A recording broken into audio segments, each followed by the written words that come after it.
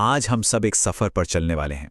एक ऐसी कहानी के जरिए जो हमें आसमान के एक बहुत बड़े करिश्मे, एक पूर्ण सूर्य ग्रहण की दुनिया में ले जाएगी। तो चलिए शुरू करते हैं। सोचिए जरा, क्या होता है जब चांद सूरज को पूरी तरह से अपने पीछे छिपा लेता है। ये सवाल पता है सदियों से इंसानों को हैरान करता आया है। ये सिर्फ आसमान में होने वाली कोई घटना नहीं है, बल्कि एक ऐसा अनुभव है जो हमें याद दिलाता है कि ये ब्रह्मांड कितना विशाल और रहस्यों से भरा है। आज हम इसी रहस्य से पर्दा उठाने की कोशिश करेंगे। हमारी कहानी का हीरो है एक बच्चा, जिसकी आंखें हमेशा आसमान में कुछ ना कुछ खोजती रहती थी। वो बस उस दिन का इंतजार कर रहा था जब आसमान अपना सबसे बड़ा तमाशा दिखाने वाला था। बस यही एक लाइन कबीर को आसमान देखना बहुत पसंद था, हमें सीधे उसकी दुनिया में खींच ले जाती है।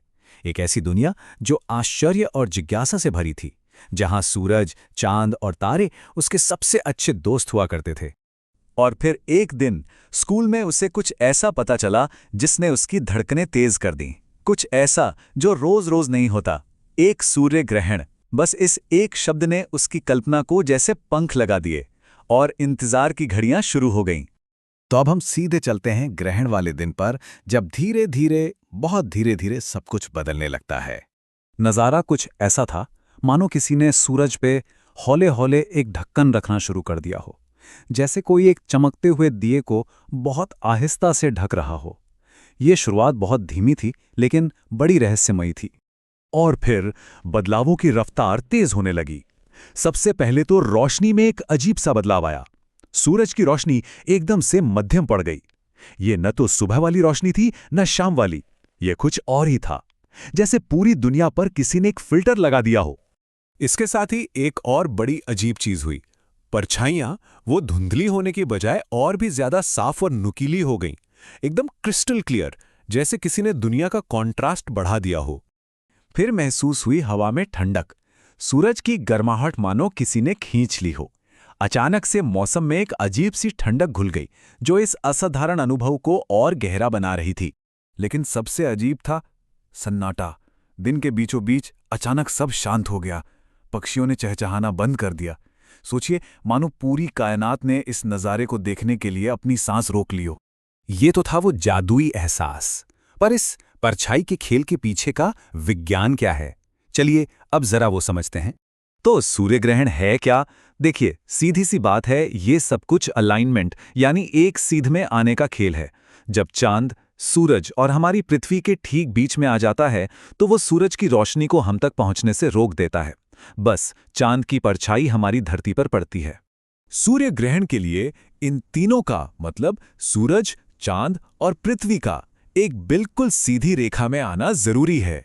ये एक तरह का कॉस्मिक डांस है जो करोड़ों किलोमीटर्स के फासले पर होता है, लेकिन एकदम सटीक होता है। और यहीं पर कुदरत का एक बहुत ही कमाल का, एक अविश्वसनीय इत्तेफाक काम करता है। पता है क्या? सूरज जो है वो चांद से करीब 400 गुना बड़ा है, लेकिन वो चांद से 400 गुना ज्यादा दूर भी है। और इसी वजह से जब हम यहाँ धरती से देखते हैं तो दोनों का साइज आसमान में लगभग एक जैसा ही दिखता है। और बस इसी संयोग की वजह से नन्हा सा चांद इतने विशाल सूरज को पूरी तरह से ढक पाता है। और अब आता है वो पल जिसका सभी को बेसब्री से इंतजार था। पूर्ण ग्रहण का वो क्षण जब सूरज एक ताज पहनता है। यही है वो क्षण जब चांद सूरज को पूरी तरह से निगल लेता है। तो बस कुछ पलों के लिए सूरज का वो हिस्सा दिखता है जो आमतौर पर कभी नजर नहीं आता। उसका बाहरी वायुमंडल, जिसे कहते हैं कोरोना, ये किसी आग के ताज जैसा या एक चमकते हुए प्रभामंडल जैसा लगता है। इस नज़ारे को शब्दों में बयान करना वाकई मुश्किल है।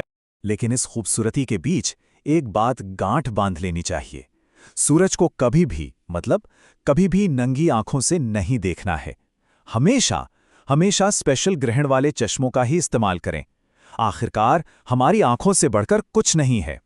और जैसे ही ये मुख्य घटना खत्म होती है, दुनिया धीरे धीरे वापस अपनी पुरानी रफ्तार में लौटने लगती है। जैसे ही चांद अपनी यात्रा पर आगे बढ़ता है, सूरज की पहली किरण अंधेरे को चीरकर बाहर आती है। इस इफेक्ट को डायमंड रिंग कहते हैं।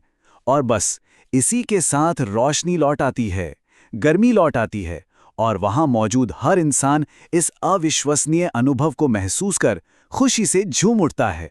कबीर की डायरी की ये लाइन उस गहरे असर को दिखाती है जो ये घटना किसी पर भी छोड़ सकती है।